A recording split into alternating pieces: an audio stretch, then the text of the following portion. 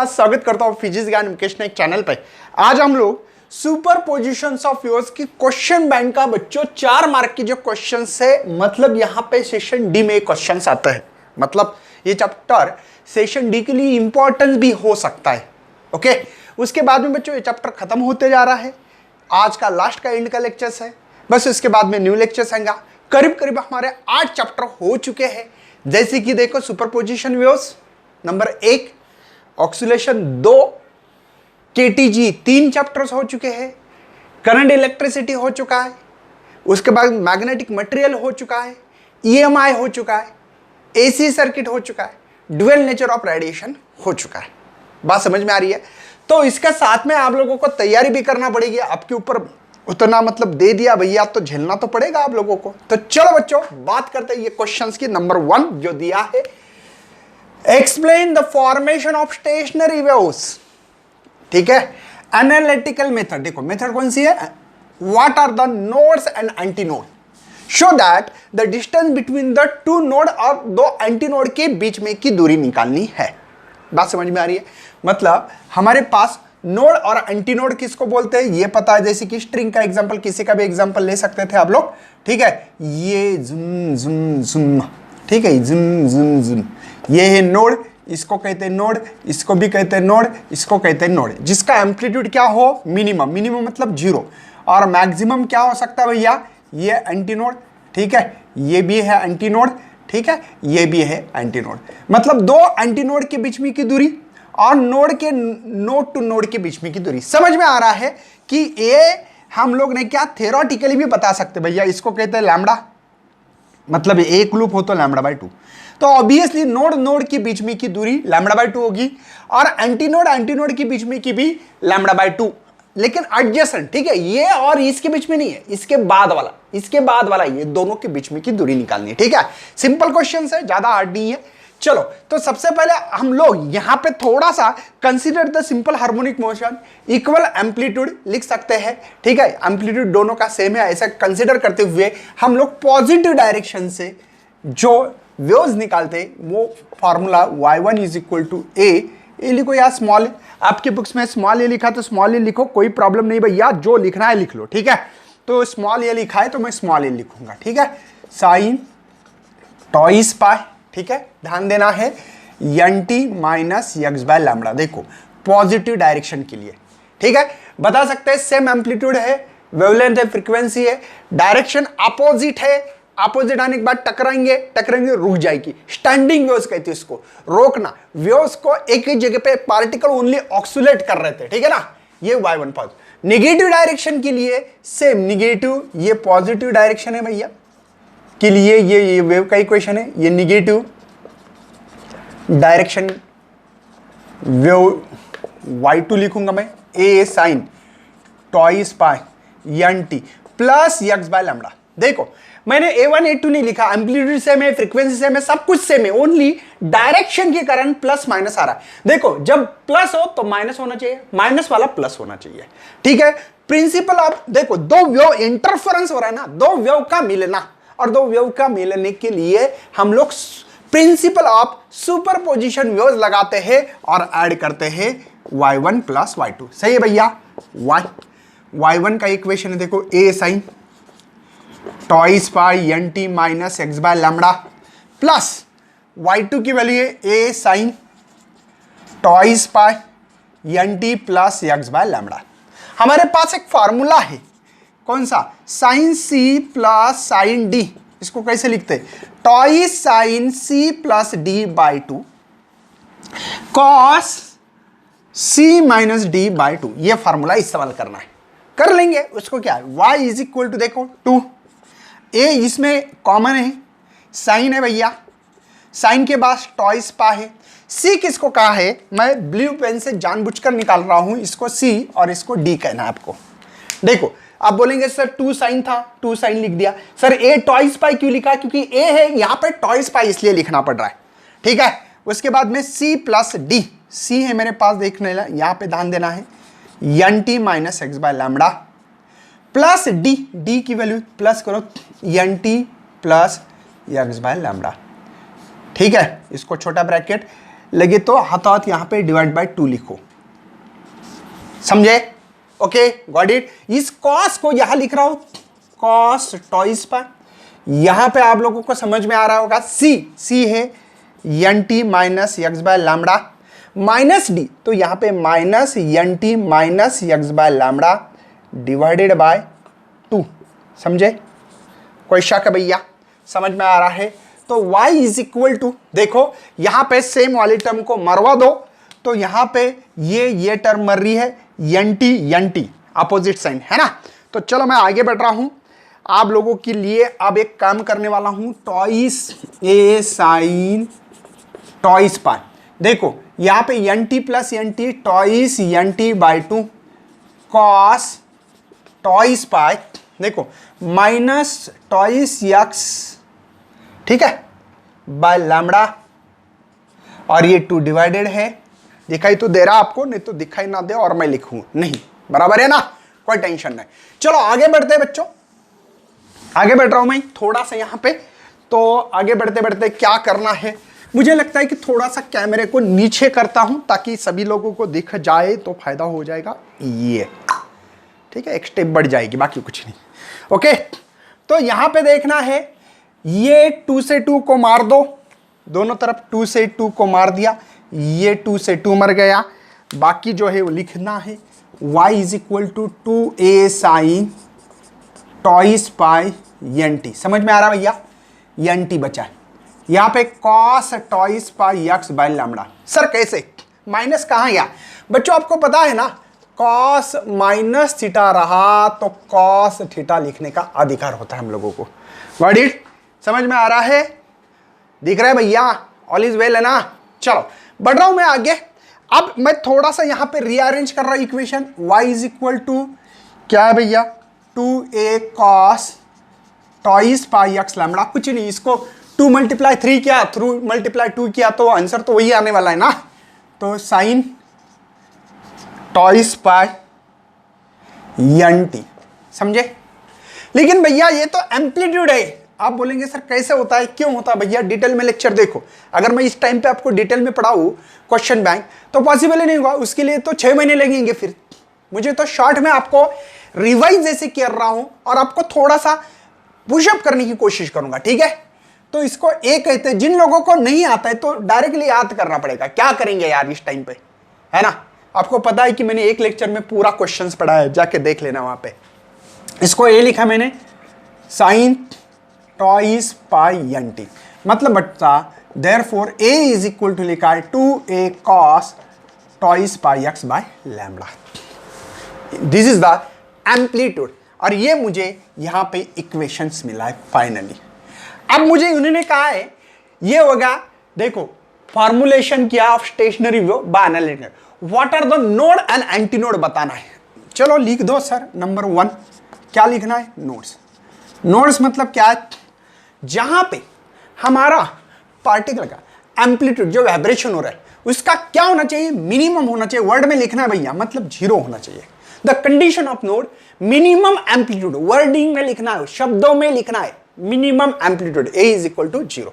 चलो तो वर्डिंग तो पता है, या लिख सकते हैं नोड क्या है? Minimum amplitude of a particle, vibration of particle is called as the, बोल सकते हैं node A is equal to 0, minimum है। चलो ए के इक्वेशन डाल रहा हूं मैं, twice A cos twice pi x lambda is equal to 0। देखो ए की वैल्यू पुटअप की मैंने, बाकी कुछ नहीं।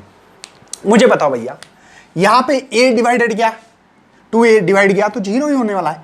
तो therefore cos twice pi x lambda 0। मुझे बताओ यहां पे अगर मैं twice pi x lambda is equal to cos निकालना है मुझे, देखो क्या किया, ये 2a डिवाइडेड गया था 0 हो गया, बचा क्या? Cos twice pi x lambda by lambda, है ना? Twice pi x by lambda is equal to 0। मुझे बताओ कॉस की वैल्यू 0, कौन कौन से कॉस की वैल्यू 0 होती है? कॉस 0 कब होता है सर? मतलब कॉस 0 वैल्यू कब होती है पता होना चाहिए। सिंपल बात बता रही मैंने, है ना? तो आप लोग बोलेंगे यार सर कॉस 0 1 होता है, तो कॉस 90 0 होता है। 90 कैसे लिखेंगे हम लोग? पाई बाई 2, बाद में 3 पाई बाई 2, बाद में 5 पाई बाई 2, बाद में 5 हो गए बाद 7 पाई बाई 2, ऐसे होगा। सही है ना? या इसके लिए ऑड मल्टीपल भी बोल सकते, टॉइस n माइनस वन, ऐसे भी लिख सकते। देखो twice minus one pi by two. देखो यहां पे n की वैल्यू पहले आप लोग p बोलो, कुछ बुक्स में p लिखते हैं तो p लिख सकते हैं, कोई प्रॉब्लम नहीं, देख लेना। p की वैल्यू 0 डालो, सॉरी ये क्या लिखा है मैंने, 2 लिखा है ना, हाँ 1 डालो तो 2 में से 1 गया, 1 पाई बाई 2। बाद में 2 डालो, 2 2 जा 4, 4 में से 1 गया, देखो 3 पाई बाई 2। यहां पे मैं 3 डालूंगा, 3 6 2 जा 6, 6 में से 1 गया 5। समझ में आ रहा है आप लोगों को? तो ये एक जनरल फार्मूला जैसे एक बना देता हूं, twice p minus 1 pi by 2। Got it? मतलब ऑड मल्टीपल है। मुझे x दो नोड के, या अभी मैं नोड की बात करूं तो नोड बताऊंगा, ठीक है? जैसे कि स्ट्रिंग में आप लोगों ने ये निकाला था, याद है ना? देखो ये नोड था, ये नोड था, ये एंटी नोड है, बता। तो इन दोनों के बीच में की दूरी कितनी होगी, नोड टू नोड कितनी होगी? तो मुझे x निकालना पड़ेगा यार। तो x इज इक्वल टू, पहला यहां पे जो मिल रहा है, देखो अब मैं इसका थोड़ा सा रफली कैलकुलेशन कर रहा हूं। Twice pi x lambda is equal to pi by 2। Pi से पाई मर गया भैया, मुझे x निकालना है तो लैम्बडा बाय 4 हो रहा है।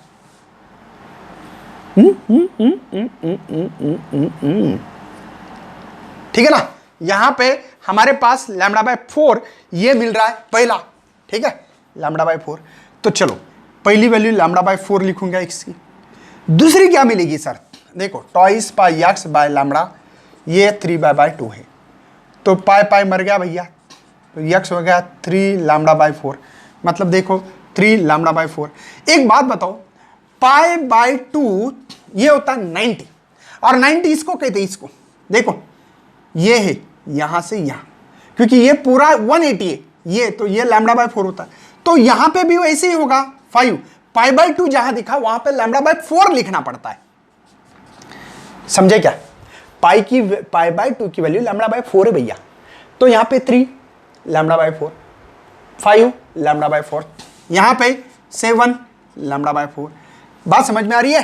तो ऐसे लिख सकते, इसका दिमाग लगाना नहीं तो कहां से आ गए, सोचते बैठने का चांस नहीं है भैया। ये पूरा होता है लैम्बडा बाय 2, ये पूरा पूरा, तो ये तो आधा ही लूप है ना, मतलब भैया ये आधी ही वेव्स है। इसके और आधी करोगे तो 4 टुकड़े रहे एक वेव्स के, और इसको कहते हैं, देखो ये होता है 180, देखो ये पूरी एक वेव 2 पाई की है, पूरी वेव्स 2 पाई की है, ये होगी पाई, ये होगा पाई बाय 2, पाई बाय 2 मतलब लैम्बडा बाय 4। ऐसे कंपैरिजन करके करो। हम लोगों को नोड टू नोड के बीच में की दूरी निकालनी है, तो कोई भी एडजेसेंट लेना भैया। देखो डिस्टेंस बिटवीन 2 सक्सेसिव नोड, दोनों के बीच में, ये दोनों, ये देखो एक के बाद एक ही लेना, ऐसे नहीं करना, इसमें से ये नहीं करना है। करना कैसे? नहीं तो इसमें से ये करेंगे क्या? नहीं, या इसमें से ये करेंगे नहीं, एडजस्टमेंट करना। मतलब मुझे डिस्टेंस निकालना है x, तो मैं हायर में से देखो लोअर को माइनस कर रहा हूं। अब बेस तो दोनों का 4 है भैया, तो 3 में से ये गए तो 2 लैम्बडा बाय 4। बात समझ में आ रही है? 3 में से 1 गया तो 2 लैम्बडा बाय 4, बेस सेम था तो ये मर गया, तो लैम्बडा बाय 2 दो नोड के बीच में की दूरी लैम्बडा बाय 2 है, ये समझ में आ रहा है। Got it? Same to same भैया हम लोग अभी काम करने जा रहे हैं यहां पे एंटी नोड, और एंटी नोड होता है भैया प्लस माइनस 2a। देखो ऊपर a नीचे a प्लस a 2a। थोड़ा सा यहां पे आपको स्क्रीनशॉट निकाल सकते हो, मैं इसी को बनाने जा रहा हूं क्योंकि यहां पे जगह नहीं है तो मिटाने जा रहा हूं, पहले यहां पे नोट डाउन करें, ठीक है? यहां आप लोग पॉज करके लिख सकते हो। Got it? चलो तो नोड तो मिला, अभी हम लोग एंटी नोड पढ़ने जा रहे हैं। एंटी नोड, और वो होता है a is equal to plus minus 2a। चलो a की वैल्यू मुझे पता है 2a cos twice pi x lambda plus minus 2a। 2a 1 जा 1 मतलब 1 आ रहा है, और यहां पे लिख सकता हूं मैं cos twice pi x lambda is equal to plus minus 1। मुझे बताओ अगर मुझे कॉस को हटाना है तो कॉस की वैल्यू 1 किसकी आती है? एक तो प्लस होना चाहिए या तो माइनस। कॉस 0 की वैल्यू होती है कॉस 0 1, पाई की वैल्यू -1, 2 पाई की वैल्यू 0, पता है ना? 2 पाई की वैल्यू +1 होती, सॉरी, ठीक है, 3 पाई ऐसी वैल्यू मिलेगी। मतलब भैया p इंटू पाई, यहाँ पे इसका एक जनरल फार्मूला जैसे बना सकते हैं। p is the integer number 1 2 3 4, 0 से चालू, p वैल्यू कहाँ से करना है, 0 से। चलो x की वैल्यू पहली ही मुझे 0 मिले भैया, क्योंकि 0 है। दूसरी वैल्यू देखो, twice pi lambda is equal to pi है, पाई से पाई को मरवा दो, मुझे यक्स निकालना है, तो लैम्बडा बाय 2 होगा, देखो लैम्बडा बाय 2। तीसरी value twice pi x lambda, तीसरी वैल्यू ये टॉइस पाई मर गया भैया, तो x is equal to lambda, तो तीसरी वैल्यू लैम्बडा मिल रही है। बाद में क्या मिलेगा, 3 लैम्बडा बाय 2। और एक आइडिया बता देता हूं बच्चों, थोड़ा सा दिमाग, हाउ टू यूज द दिमाग अरे सर कुछ भी बोलते हो, दिमाग कैसे इस्तेमाल करें। सिंपल बात बताता हूं, जब भी पाए तो लैम्बडा बाय 2, देखो जब भी पाई आ जाए तो पाई की वैल्यू लैम्बडा बाय 2 लिखना, और पाई बाय 2 आए तो लैम्बडा बाय 4 इस्तेमाल करना। खत्म किस्सा यार। क्यों भैया, क्योंकि मुझे बताओ, इसको टोटल को एक वेव कहते हैं लैम्बडा, और लैम्बडा की वैल्यू होती है टॉइस पाई, पूरी क्या होती है, टॉइस पाई। ये आधी है तो ये लैम्बडा बाय 2 मतलब ये पाई, ये 180। खत्म किस्सा यार, क्या है उसमें। तो ये बात है ना, इसको कंपैरिजन करने की जरूरत नहीं है, थोड़ा सा दिमाग लगाओगे तो कुछ नहीं होगा। चलो, दो नोड एंटी नोड के बीच में की दूरी निकालेंगे, कोई भी, इसमें कोई भी ले सकते हैं। तो x is equal to distance between 2 successive anti node, तो लैम्बडा बाय 2 माइनस 0, तो लैम्बडा बाय 2। मतलब भैया मैं ये बताने की कोशिश कर रहा हूं सभी को कि ये ठीक है, ये एंटी नोड है, ये भी एंटी नोड, दोनों के बीच में की दूरी भी लैम्बडा बाय 2। मतलब नोड एंड एंटी नोड के बीच में दोनों भी जो डिस्टेंस होता है वही बताया, distance between the 2 successive node के बीच में डिस्टेंस लैम्बडा बाय 2 और एंटी नोड भी लैम्बडा बाय 2। तो ये था आपके 4 मार्क के लिए सवाल। ये डेरिवेशन टाइप से बच्चों, ये सवाल ज्यादा मैक्सिमम या इसके जैसे ही सेम बीट देखने वाले, वहां पे फ्रीक्वेंसी डिफरेंस हो गया हमारी, ठीक है, तो उसकी साइडली डिफरेंट फ्रीक्वेंसी होती है, उसको भी देखने वाले। तो चलो नोट डाउन करें, आगे बढ़ते हैं। नेक्स्ट है बच्चों क्वेश्चन सेकंड नंबर पे, explain the productions of beat, और एनालिटिकल मेथड से हम लोगों को बीट फ्रीक्वेंसी निकालनी है, ठीक है, सिंपल क्वेश्चन है। पहले इसमें आप लोगों को पहले डिफाइन लिखना पड़ेगी, बीट क्या होती है। तो बीट क्या होती है, when there is a superposition of 2 sound waves है हैविंग सेम एम्पलीट्यूड है, साइडली डिफरेंट फ्रीक्वेंसी। कैसे, slightly different frequency travelling in a same direction, जब इसकी इंटेंसिटी साउंड की वेरी पीरियोडिकली जब चेंज होती है टाइम, इसी को हम लोग प्रोडक्शन ऑफ बीट कहते हैं। मैंने डिफाइन ऑलरेडी बहुत डिटेल में पढ़ाई है, मैं ज्यादा डिस्कशन नहीं करना चाहता हूं। मतलब क्या बताया मैंने, 2 साउंड वेव्स है हैविंग सेम एम्पलीट्यूड, एम्पलीट्यूड कैसा है, सेम, साइडली डिफरेंट फ्रीक्वेंसी है, लेकिन travelling in a same direction, intensity of जो साउंड है वैरी होता है भैया पीरियोडिकली विद टाइम, इसी घटना को हम लोग कहते हैं बीट। मैं इसको मिटाने जा रहा हूं बच्चों, क्योंकि आपको पता है कि जगह कम होती है, फिर कैलकुलेशन में प्रॉब्लम होती है। पहला ही इक्वेशन लिखना है, पहला कौन सा सर, जैसे कि y1 इज इक्वल टू, देखो मैंने एम्पलीट्यूड सेम होता है इसलिए a1 a2 नहीं लिखूंगा, साइन, ठीक है, टॉइस पाई ब्रैकेट में n1t माइनस x1 लैम्बडा 1 ऐसे लिख सकता हूं मैं, ठीक है भैया, कोई टेंशन है, लिखना है, ओके। दूसरा इक्वेशन लिख सकता हूं y2 is equal to a sine twice pi n2t minus x by lambda 2। एक बात बताता हूं, लिसनर है ना भैया, स्टेशनरी है, तो x is equal to simplicity के लिए 0 लिखने वाले, मतलब ऑब्जर्व जो भी है यहां पे हम लोगों ने सिंप्लिसिटी के लिए लिखा है, आपके बुक्स में भी लिखा है, assume the simplicity that the listener is at, listener जो है वो अपनी जगह पे खड़ा है ऐसे बैठे वाला, तो x इज इक्वल टू 0, तो ये टर्म हट जाएगी, समझे ना। तो बचा क्या मेरे पास, y1 is equal to a sine twice pi n1t, और दूसरा y2 is equal to a sine twice pi n2t।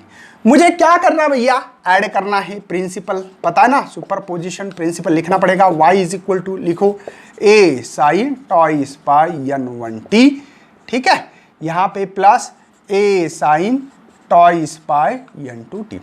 चलो y इज इक्वल टू, यहां पे एक फार्मूला इस्तेमाल करेंगे, sine c plus sine d, तो 2 sine c plus d divide by 2 cos C minus d by two. ठीक है, यहां पे हम लोग काम करते हैं, यूज करना पड़ेगा। अब C और D कौन है ये पता होना चाहिए। N1 को मैंने C कहा है और N2 को D कहा है। इस ध्यान देना पड़ेगा, नहीं तो बच्चे गड़बड़ करते हैं। Y इज इक्वल टू देखो 2a, सेम क्वेश्चन है। ठीक है, sine as it is 2 pi common है यहाँ पे N1 प्लस N2, सही, N1 plus N2, C plus D divide by 2। ठीक है, cos twice pi C minus देखो N1 minus N2 divide by 2। ठीक है, यहाँ पे एक t स्मॉल t है, कॉमन t यहाँ पे भी है। ठीक है ना, स्मॉल t है वो, गॉट इट। तो y इज इक्वल टू, काम करते, मैं इसको इधर ला रहा हूं, twice a cos twice pi N1 minus N2 divide by 2 into t, और ये साइन टर्म को इधर ले रहा हूं, साइन टॉइस पाई। ठीक है, N1 plus N2 divide by 2 into T. यहां पे एक काम करवा सकता हूं, इसको a बोल सकता हूं मैं, एम्पलीट्यूड। ठीक है, a बचा क्या है, साइन टॉइस पाई, इसको n बोलेंगे t। मैं इसको n क्यों, किसको बोल रहा है, N1 plus N2 divide by 2 इसको कह रहा। मतलब ये टोटली टर्म a है। मतलब मुझे ये बताना है, आपको दिखाई तो दे रहा, ज्यादा नीचे तो नहीं हो रहा भैया। ठीक है, मुझे ये बताना में खुशी हो रही है कि a की वैल्यू भैया मैंने लिखी है 2a cos twice pi N1 minus N2 divide by 2 into t, ये लिखिए, इसी को एम्पलीट्यूड का है। ठीक है, उसके बाद में हम लोग ने क्या बिग कंडीशन देखेंगे, इसको कहते हैं वैक्सिंग एंड वैनिंग। जब साउंड की इंटेंसिटी मैक्सिमम हो उसको वैक्सिंग कहते हैं। ठीक है, वैक्सिंग भी, ऐसा वैक्सिंग भी लिखा तो भी चलेगा, कंडीशन ऑफ वैक्सिंग। तो यहां पे a is equal to plus minus 2a लिख सकता हूं, क्योंकि मुझे वैक्सिंग और वैनिंग का कॉन्सेप्ट लिखना है। इंटेंसिटी ऑफ साउंड है ना, is proportional to the square of amplitude, पता ना, ये पता है आप लोगों को। ठीक है, तो मैंने लिख दिया यहां पे, मैक्सिमम है तो लिख सकता हूं यहां पे। चलो, मुझे a की वैल्यू पता है, तो 2a cos twice pi N1 minus N2 divide by 2 into t plus minus 2a 1 जा 1, समझे ना। तो यहां पे देयरफॉर लिख सकता हूं cos twice pi N1 minus N2 divide by 2 into t is equal to plus minus 1। cos plus minus 1 किसकी वैल्यू होती है, सोचो सोचो सोचो सोचो भैया, सोचो सोचो सोचो सोचो। cos 0 की वैल्यू भैया 1 होती है।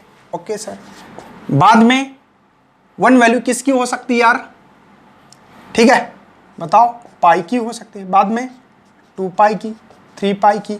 तो पी एन लिख सकते, पी इज द, यहां पे लिख सकते पी की वैल्यू 0 1 2 3 लिख सकता हूं मैं, ये वैल्यू आप लोगों को मिलेगी। ठीक है ना, कोई टेंशन नहीं। मतलब ऐसे करते करते करते आपने पी एन लिखा, तो पी क्या है 0 1 2, ये वैल्यू है उसकी।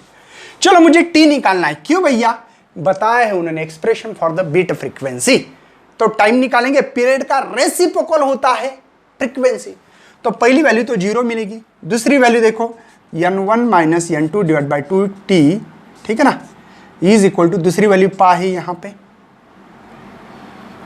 2 पाई बाकी है ना भैया, ऐसे कैसे सर 2 पाई, ठीक है, टी की वैल्यू ये 2 पाई बाकी है ना, यहाँ पे 2 पाई पहले था।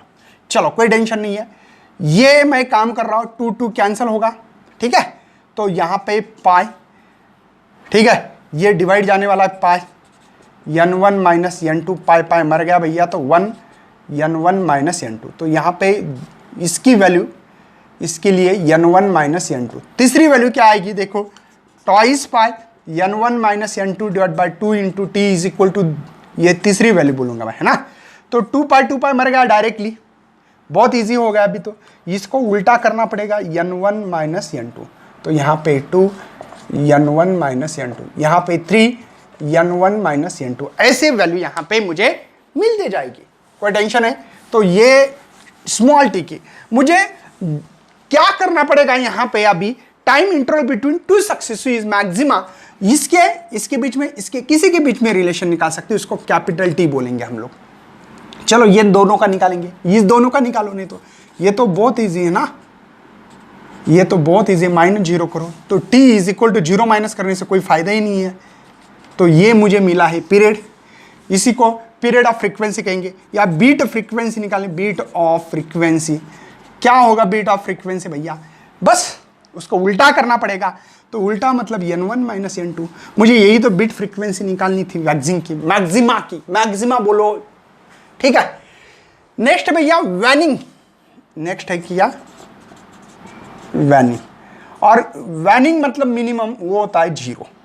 तो ए की वैल्यू है 2a cos twice pi n1 minus n2 divide by 2 into t is equal to 0। सही है भैया, कोई टेंशन है? 0 है ना यहाँ पे। चलो तो आगे बढ़ते हैं।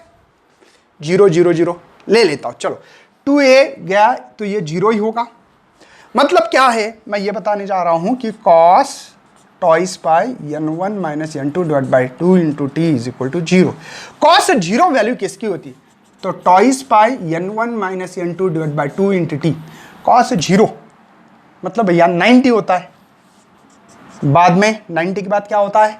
90 होने के बाद 3 पाई बाई 2 की होगी, 5 पाई बाई 2 ऑड नंबर है ना, सिंपल सी बात है। समझ में आ रहा है? मुझे लगता है यहां पे दिखाई तो दे रहा भैया। ओके, चेकआउट करना पड़ता है। चलो मैं इसको मिटा रहा हूं, ओके, क्योंकि मुझे यहां पे लिखना पड़ेगा। आप लोग थोड़ा सा इसको थमा के कर सकते हो। ओके, चलो तो यहां पे a इज इक्वल टू मेरे पास 0 था। हम एक काम करेंगे, अभी 1 बाय 1 वैल्यू डालेंगे। t इज इक्वल टू देखो क्या होने वाली है, twice pi n1 minus n2 divide by 2 into t is equal to pi by 2, पहली वैल्यू है। सही है भैया? तो पाई पाई कैंसल, 2 2 कैंसल, तो स्मॉल t मुझे लगता है 1 बाई 2, ये डिवाइड आने वाला है n1 माइनस n2, मतलब पहली वैल्यू है 2 n1 माइनस n2। ठीक है, दूसरी वैल्यू क्या मिलेगी देखो, twice pi n1 minus n2 divide by 2 t. दूसरी वैल्यू भैया मेरे पास 3 पाई बाई 2, तो ये पाई पाई मर जाएगा, 2 2 मर जाएगा, मतलब यहाँ पे ये डिवाइड आने वाला t is equal to 3 by 2 n1 minus n2। मतलब बात समझ में आ रही क्या?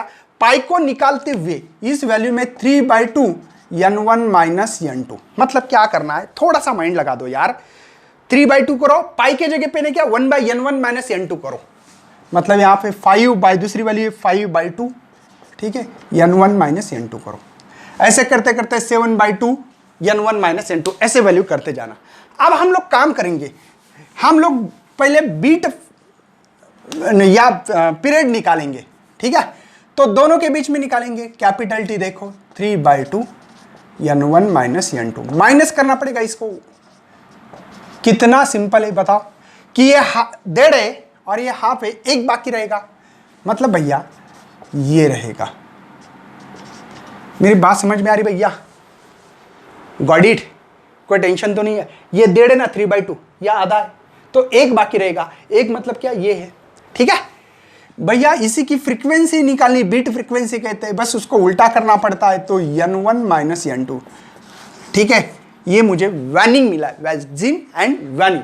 ये थे 2 सवाल। इसके बाद में बच्चों आप लोगों को थोड़ा सा शायद मुझे लगता है कि थ्योरेटिकली पार्ट्स है, तो उसको मैं थ्योरेटिकली पढ़ाऊंगा कंप्यूटर पे, ठीक है। तो चलो आगे बढ़ते हैं, चलो फटाक से इसको स्क्रीनशॉट निकालना है आप लोगों को। चलो नेक्स्ट क्वेश्चन देखते हैं हम लोग, क्योंकि पहले 2 क्वेश्चन हो गए, तीसरा क्वेश्चन इसलिए स्क्रीन पे ले रहा हूं बच्चों, क्योंकि इसमें डायग्राम बहुत पता होना चाहिए बच्चों को। ये डायग्राम पता नहीं होती है, इसलिए इस स्क्रीन पे इसका जरा सा एक्सप्लेनेशन करना चाहता हूं। सबसे पहले देखो क्वेश्चंस क्या है हम लोगों को, state verify law of vibrating string using the sonometer. देखो पहला आप लोगों को एक फार्मूला पता होना चाहिए, क्या n is equal to 1 by twice l root of t by m, ठीक है। l इज द लेंथ है, t इज द टेंशन है, m is the mass per unit length, या इसको लीनियर डेंसिटी कहते हैं, समझे। अब देखो सबसे पहले भैया, ये जो सोनोमीटर होता है, एक लकड़ी का ऐसा बॉक्स होता है, उस पे 2 नाइफ होते हैं, ये और एक ये, ठीक है। इसको नहीं क्या, इसको हम लोग लेंथ, देखो ये वाइब्रेटिंग लेंथ है, यहां से यहां तक ये वाइब्रेटिंग लेंथ है। यहां पे नीचे आप लोगों ने देखा होगा कि यहां लोड लगाते हैं, आधा केजी का लोड होता है, ठीक है। यहां पे लोड लगाने से इसके ऊपर टेंशन आएगा भैया, टेंशन कहां है, और ये जो स्ट्रिंग है इसकी लीनियर डेंसिटी होती है जो कि हम लोगों को दी जाती पहले। ये एक्सपेरिमेंट यहाँ पे आप लोगों को दिख रहा है सोनोमीटर, ठीक है। ऐसे यहाँ पे ये होल्स होते हैं दो, ये देखो यहाँ पे ना कागज का टुकड़ा डालते, क्यों डालते, जो कि ट्यूनिंग फोर्क होती इसका ऐसे मारते, देखो जुम, तो यहाँ पे वाइब्रेट होने के बाद ये ऐसे ऐसे ऐसे ऐसे वाइब्रेट होगा, और यहाँ पे आपको पता है ये होगा नोड यहाँ पे तैयार, यहाँ पे नोड, क्योंकि ये स्ट्रिंग ऐसे कुछ लूप तैयार करेगा ना ये, तो यहाँ पे जो बीच में इसलिए रखते हैं क्योंकि यहाँ पे एंटी नोड, ज्यादा वाइब्रेशन होता है, मैक्सिमम एम्पलीट्यूड होता है, यहाँ नहीं रख सकते हम लोग, नोड होता है, यहाँ पे भी नोड होता है, समझे। और यहाँ पे हुक लगाया वाला जो कि रस्सी बांधी वाली ऐसे, ये यहाँ पे पुल्ली लगा वाली, ये यहाँ पे वेट कनेक्ट कर सकते हैं, आधा केजी, 1 केजी, 1.5 केजी, ऐसे हैंगर टेंशन बढ़ा सकते हैं। चलो तो पहले सबसे पहले ये प्रैक्टिकली आप लोगों को देखना चाहिए। आप लोगों को यूट्यूब पे इसका सोनोमीटर का एक्सपेरिमेंट भी मिलेगा, बहुत ही अच्छे अच्छे एक्सपेरिमेंट करके दिए कुछ लोगों ने, जाके देख लेना, ठीक है। हम लोग थ्योरी क्वेश्चंस पढ़ रहे हैं।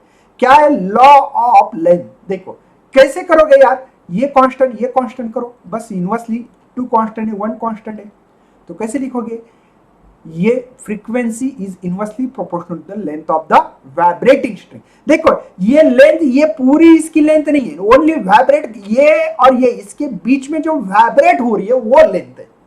देखो ये fundamental frequency of vibration of a string is inversely proportional to the length of the vibrating string. The tension, देखो इसका जो टेंशन था भैया, ये tension and mass per unit length, ये दोनों कांस्टेंट है। चलो इसको वेरिफिकेशन करना है, ठीक है। मैं अगले पेज पे जा रहा हूं, वेरिफिकेशन ऑफ फर्स्ट लॉ। देखो पहले सबसे पहले क्या करना है यार, लेंथ मेजर करना है हम लोगों को। देखो by measuring the length of wire its mass per unit length wire determine करो, वो देते हैं actually. Then the wire is stretch sonometer hanger suspended for the free end, मतलब ये जो दिख रहा है आपको एक्चुअली प्रैक्टिकल वहां होना चाहिए था, है ना, कि यहाँ पे हम लोगों ने हैंगर लगाया, ये स्ट्रिंग टाइट हो गई, स्ट्रेच कर दिए, देखो यहाँ पे आपको स्ट्रेच दिख रहा है, यहाँ पे स्ट्रेच हो गई है, ठीक है। सुटेबल टेंशन मिला है, मतलब यहाँ पे मास जो है, मास जो लगा रहे मैं, है ना, वो टेंशन मतलब क्या भैया, यम जी तो कांस्टेंट है, यम चेंज करते, पहले हाफ kg करता हूँ, बाद में m2 करता हूँ 1 kg, बाद में m3 इज इक्वल टू, है ना, यहाँ पे 1.5 kg करूंगा, बाद में 2 kg। तो टेंशन जो अप्लाई करना है वायर, है ना, placing the slotted weight, slot की वाली, कैसे स्लॉट है, यहाँ पे देख पा रहे हैं आपको, इसको स्लॉट की वाले, ये आधा kg, ये आधा kg, ये आधा kg, ये आधा kg, ऐसे स्लॉट करते हैं हम लोग, स्लॉट से देख सकते हैं। The length of wire vibrating is same frequency as that of the tuning fork is determined। तो वहां पे होते हैं 510 की एक ट्यूनिंग फोर्क होता है, ट्यूनिंग फोर्क ऐसे होता है, पता है ना आप लोगों को, ये ट्यूनिंग फोर्क होता है। दूसरे इस पे लिखते हैं ऐसे 510, 480, जो भी लिखना है, ठीक है। बाद में light paper rider place on the wire midway between the bridge and tuning fork is set the vibration of strike rubber pad, मतलब उनका कहना है कि यहाँ पे देखो ये वायर, ये दिख रहा है, पेपर दिख रहा है कि नहीं, ये पेपर रखा है, मिड में रखना, बराबर बीच में, यहाँ रखना है, बीच में यहाँ पे करेक्ट होना चाहिए, यहाँ पे, ठीक है, यहाँ रखना है।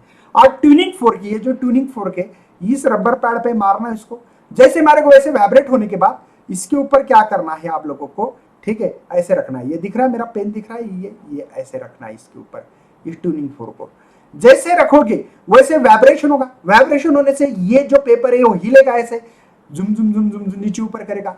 बाद में इसको एडजस्ट करके देखो, ये जो नाइफ है ना, इसको एडजस्ट करो, तो एडजस्ट करते करते आप लोगों को एक जगह पे एक ऐसी लेंथ आएगी, जैसे 510 रहा तो आई थिंक 15 के ऊपर ही कुछ होता है, 15 सेंटीमीटर लेंथ होती है इसकी, ठीक है। उस पे नहीं क्या, ये जो पेपर है वो नीचे गिर जाता है, क्या होता है, नीचे गिरता है, वही लिखा है देखो। The tuning fork is held to contact the sonometer box होता है, तो changing the distance between the bridge without disturbing paper, paper को डिस्टर्ब नहीं करना, frequency of vibration change। तो आप लोग इससे इसकी जो लेंथ है, देखो लॉ ऑफ लेंथ, तो हम लोग इसकी लेंथ है, ये लेंथ को एडजस्ट कर रहे हैं, यहाँ पे ये जो लेंथ है देखो, ठीक है, तो यहाँ पे इसकी फ्रीक्वेंसी, इससे ये फ्रीक्वेंसी जैसे चेंज करोगे वैसी इसकी लेंथ, इसका कांस्टेंट रेशियो मिलेगा, N1 is equal to constant मिलेगा इसका। मतलब क्या भैया, अगर आपने फ्रीक्वेंसी इंक्रीज कर दी तो लेंथ डिक्रीज होगी, क्यों, देखो ना ये, ठीक है, मतलब दोनों का रेशो, अगर यहाँ पे मैं इसकी वैल्यू लेता हूं 10, ठीक है, इसकी लेता हूं 2, ये 20 मिल रहा है, दूसरा ट्यूनिंग फोर्क लिया, ये 510 का लिया, कोई 480 का देख लेना वहां पे कौन सा होता है, ठीक है। ये 480 का ले लिया, तो आपने फ्रीक्वेंसी डिक्रीज कर दी, तो फ्रीक्वेंसी डिक्रीज कर दी, समझो यहाँ पे हम लोग देख पा रहे हैं अभी फ्रीक्वेंसी चेंज की है 5 कर दिए, एग्जाम्पल बोल रहा हूं। तो यहाँ पे मुझे 20 कांस्टेंट, आंसर तो 20 ही आना चाहिए ना, तो यहाँ पे लेंथ बढ़ेगी, मतलब इसको है ना, इसको इधर करना पड़ेगा और इस नेप को इधर करना पड़ेगा, मतलब मुझे 4 आएगी तो ये 20, मतलब क्या हो रहा है, फ्रीक्वेंसी डिक्रीज, लेंथ इंक्रीजेस। और भी एग्जाम्पल ले सकता हूं, जैसे कि यहाँ पे मैं लिख सकता हूं, ठीक है, और बढ़ाना है, ये कम करना है ना, चलो 4 करो तो ये 5 करना पड़ेगा, मतलब यहाँ पे इसकी फ्रीक्वेंसी ये कम किया तो लेंथ, मतलब भैया मुझे ये बताना है आप लोगों को कि ये इनवर्सली प्रोपोर्शनल, इससे हम लोगों को समझ में आ रहा है कि n बढ़ाने से या n कम करने से l बढ़ाना पड़ेगा। देखो ये कम कर रहा हूं, ये बढ़ा रहा हूं, ऐसे भी ले सकते हैं एग्जांपल, तो ये लॉ ऑफ लेंथ है। नेक्स्ट है भैया हमारे पास, देखो इसके और भी पॉइंट्स है यहाँ पे, when frequency of vibration wire become exactly equal to the frequency of tuning fork, wire vibrating maximum amplitude जहां होता है, और वहां पे हमारा पेपर राइटर थ्रो ऑफ होता है, नीचे गिरता है। तो मैंने तो आपको ये बोला कांस्टेंट होता है, ये होता है, ठीक है। इसी को फर्स्ट लॉ ऑफ थर्मोडायनामिक्स नहीं यार, थर्मोडायनामिक्स आ रहा में, first law of vibrating string verify the sonometer, तो इससे कर सकते हैं हम लोग ये ऐसे देख के, ये कांस्टेंट आना चाहिए, आना चाहिए, आना चाहिए। अगर n मेरा बढ़ रहा है, n बढ़ रहा है तो l मेरा डिग्रीज होगा, ये ध्यान रखना, या n डिग्रीज हो रहा है तो l मेरा यहाँ पे इंक्रीज होगा, इस बात से समझ में आता है। आगे बढ़ाओ, नेक्स्ट लॉ ऑफ टेंशन की बात करेंगे अभी, ठीक है, वही एक्सपेरिमेंट है। टेंशन की बात कर रहा हूं तो फार्मूला तो n is equal to 1/2 root of t by m, ये फार्मूला है मेरे पास। देखो यहां पे क्या हो रहा है, ठीक है, यहां पे क्या हो रहा है, तो यानी डायरेक्टली प्रोपोर्शनल t, t बढ़ाना मतलब क्या, ये वेट बढ़ाओ, वेट बढ़ाना मतलब क्या, t is equal to mg बढ़ाना, ठीक है ना। तो मैं मास बढ़ा रहा हूं, देखो ये m अलग है, ये मास नहीं है भैया, ये इस वायर का मास per unit length linear density है, ठीक है, समझ लो। तो यहां पे कैसे पढ़ोगे, fundamental frequency of vibration of a string is directly proportional to the square root of the tension, ठीक है, directly proportional to the tension. यहां पे कांस्टेंट कौन है, मास पर यूनिट लेंथ, और ये यल, ये दोनों भी कांस्टेंट है। आप कैसे करोगे इस प्रैक्टिकल को, सिंपल सी वेरिफिकेशन करना है मुझे, यहां पे स्लॉट लगाना, पहले आधा kg का, बाद में 1 kg का लगाओ, बाद में 1.5 kg का लगाओ, बाद में 2 kg का, ऐसे बढ़ाते बढ़ाते बढ़ाते देखो इस पे टेंशन बढ़ेगा, है ना। तो ये भी हम लोग इससे करवा सकते हो, ये भी पता होना चाहिए, यही वेरिफिकेशन है यार। क्या देखेंगे, देखो लेंथ ऑफ द, जो भी वाइब्रेटिंग लेंथ है भैया वायर की, और मास पर यूनिट लेंथ, ये जो कांस्टेंट है, वेरिफिकेशन ऑफ सेकंड लॉ में करने वाले। By changing the tension, same length is vibrating the unison, different tuning for frequency, different frequency है, बस ये डिफरेंस लेंगे हम लोग। तो टेंशन जो है T1 T2 T3 corresponding frequency, तो इससे फ्रीक्वेंसी हमारी टेंशन ये चेंज हो जाएगी, तो ये इसका कांस्टेंट, इसका कांस्टेंट, इसका, जैसे हमने n1 L1 constant, n2 L2 constant, वैसे इसका कांस्टेंट आना चाहिए, बस यही है। तो law of tension vibrating string verify of the sonometer, कर सकते हैं ऐसे। थर्ड है भैया लीनियर डेंसिटी। अब लीनियर मतलब ये जो वायर है, देखो इसको कैसे पढ़ेंगे, ये fundamental frequency of vibration string is inversely proportional to the square root में है, रूट में भैया कौन, लीनियर डेंसिटी बोले या मास पर यूनिट लेंथ। यहां पे कौन कांस्टेंट है, T एंड L, ये दोनों भी मैंने कांस्टेंट। इसका वेरिफिकेशन करना यार, लिखना क्या, वही तो लिखना है बस। अभी क्या है, पहले लेंथ के बारे में बताया, बाद में टेंशन के बारे में बताया, अभी स्मॉल m के बारे में बताओ। तो हमने तो लिखा है m is inversely proportional m, ये इधर आने के बाद n1 रूट ऑफ m1, ये होगा कांस्टेंट, तो ये कांस्टेंट होते रहेगा, बाकी क्या होने वाला है, वेरिफिकेशन करो। Third law of vibrating string, two wire having different mass per unit length, बराबर यार। अब वायर चेंज करना पड़ेगा, पहले एक ही वायर था, जो हम लोगों ने एक्सपेरिमेंट में जो वायर लिख रहे थे, ये एक वायर था, ये वायर को हम लोग, इसका जो वायर है, पहले वायर अलग था, अब अलग रहेगा, ठीक है ना। वायर चेंज करना पड़ेगी, मतलब मेरी बात समझ में आती होगी भैया कि इसमें वेरिफिकेशन कैसे करना है। तो इसका लीनियर डेंसिटी यूज करेंगे। First wire is subject to the suitable tension made to vibrate the unison with the tuning fork, ठीक है। तो वाइब्रेटिंग लेंथ होगी उसकी, जो वाइब्रेट हो गया, मुझे जो छोटा पेपर था यहाँ पे ऐसे, ये वायर पे वो गिर जाएगा, देख लेना इसमें क्या है, थोड़ा वाइब्रेटिंग यूनिसन, ठीक है, vibrate under the tension, vibrating length दूसरे वायर पे L2 होगी।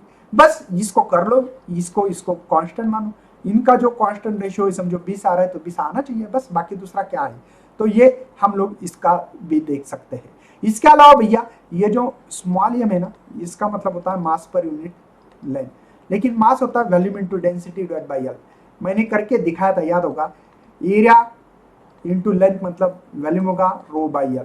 एरिया क्या होता है भैया, पाई आर स्क्वायर रो, L से L तो मर गया था। तो ये भी कभी कभी रेडियल डेंसिटी के ऊपर भी सवाल आ सकता है, इसके ऊपर न्यूमेरिकल इसलिए बता रहा हूं। तो बच्चों इसके बाद में न्यूमेरिकल है वो बोर्ड पे लेते हैं हम लोग। तो चलो ऐसे वीडियो के साथ हम लोग आपको जो है ना भैया, ये चैप्टर खत्म होने वाला है आज के आज ही, ठीक है, कल आपको न्यू चैप्टर स्टार्ट करने वाला हूं। तो चलो थैंक यू। अभी नेक्स्ट न्यूमेरिकल देखना है हम लोगों को और उसके ऊपर बात करने वाले हैं। ओके, 4 मार्क के लिए सिंपल क्वेश्चन दिया है, रेड पेन इस्तेमाल करता हूं थोड़ा।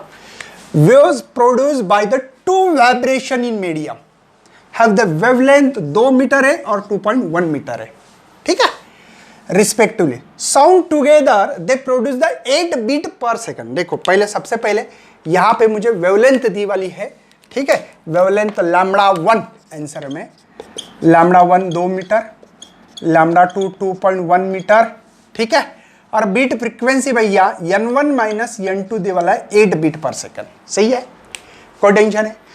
देखो साउंड की जो स्पीड होती है, साउंड पढ़ रहे तो सेम होगी, है ना, तो जो भी होगी, तो पहले यहां पे वेलोसिटी निकालनी v और बाद में फ्रीक्वेंसी ऑफ द वाइब्रेशन, दोनों की भी फ्रीक्वेंसी निकालनी है। सिंपल बात है यार, मैं एक काम कर देता हूं, v is equal to n1 λ1 n2 λ2 लिख सकता हूं, ठीक है ना। मतलब मुझे अगर λ1 निकालना है, क्या करो, क्या करे ना करे, ये दिल नहीं, n1 की वैल्यू निकालता, ठीक है। चलो n1 की वैल्यू निकालनी है तो v बाय λ1 होगी, देखो ये डिवाइड आएगा। यहां पे भी n2 की वैल्यू निकालनी है तो v बाय λ2, ये डिवाइड आएगा ना। चलो इस इक्वेशन बोल दो इसको, इस इक्वेशन में पुट करेंगे n1 minus n2 is equal to 8। चलो n1 की वैल्यू है v by λ1, v by λ2 is equal to 8 है। v कॉमन निकालते हैं 1 बाय, क्योंकि v वेलोसिटी निकालनी है, देखो कैलकुलेट द वेलोसिटी बताया गया है मुझे, minus 1 by λ2 is equal to 8। तो v λ1 की वैल्यू है 1/2 और ये है भैया 2.1 इज इक्वल टू 8, समझे, इज इक्वल टू 8। कोई शक है भैया। चलो तो v रखता हूं एज इट इज। चलो cross multiplication 2.1 minus 2, cross multiplication आता है ना आपको, देखो ये ऐसे, इसको मल्टीप्लाई करोगे तो 4.2 इज इक्वल टू 8। तो v देखो इसको यहां पे कर लेते हैं पहले, यहां पे मुझे लगता है 0.1 divide by 4.2 into a is equal to 8, तो ये होगा 8, 4.2, ये 0.1 मतलब -1 होगा क्या यार, अरे 0.1 लिखो यार, 10⁻⁻1 एक ही मतलब है। v इज इक्वल टू, क्यों कर रहा हूं 8 इंटू 42, क्यों भैया मुझे बताइए, ऊपर गया 10⁻² होगा 1, 4.2 मल्टीप्लाई 10 42 होगा, तो v 8 जा नहीं 8 2 जा 16, यहां पे 1 कैरी 32 33 मीटर पर सेकंड, ये स्पीड मिली है भैया, और दोनों के लिए स्पीड सेम होगी, ठीक है। अब मुझे निकालना क्या है, फ्रीक्वेंसी भी निकालनी है ना हर किसी की, तो n1 इज इक्वल टू, देखो फार्मूला ऑलरेडी तैयार किया मैंने, v बाय λ1, तो n1 v है मेरे पास 336 डिवाइड बाई 2, λ1 की वैल्यू 2 है ना, तो ये 1, ये 6, ये हो गए 8, फ्रीक्वेंसी होती है हर्ट्ज में, तो ये n1 की फ्रीक्वेंसी, इसके लिए जो फ्रीक्वेंसी ये है, और n2 is equal to v by λ2, simple है यार, v क्या है 336 2.1, तो n2 इज इक्वल टू 336 0 करते हैं डिवाइड बाय 21 करते हैं, पॉइंट शिफ्ट किया ना मैंने तो 0 देना पड़ेगा ना यार, तो n2 इज इक्वल टू 21 जा, ठीक है, कितने बाकी भैया 126 हो गए, 21 6 जा, है ना 126 आता है ना टेबल, 0 एज इट इज, ये हर्ट्ज, तो ये थी फ्रीक्वेंसी, ये था अपना chapter. Super position of view के क्वेश्चन बैंक का सॉल्यूशन। नेक्स्ट चैप्टर आगे बढ़ते भैया, शेयरिंग होना चाहिए, लाइक होना चाहिए, और न्यू होता भैया चैनल को सब्सक्राइब भी करना चाहिए। चलो thank you and best luck for your study and your future plan.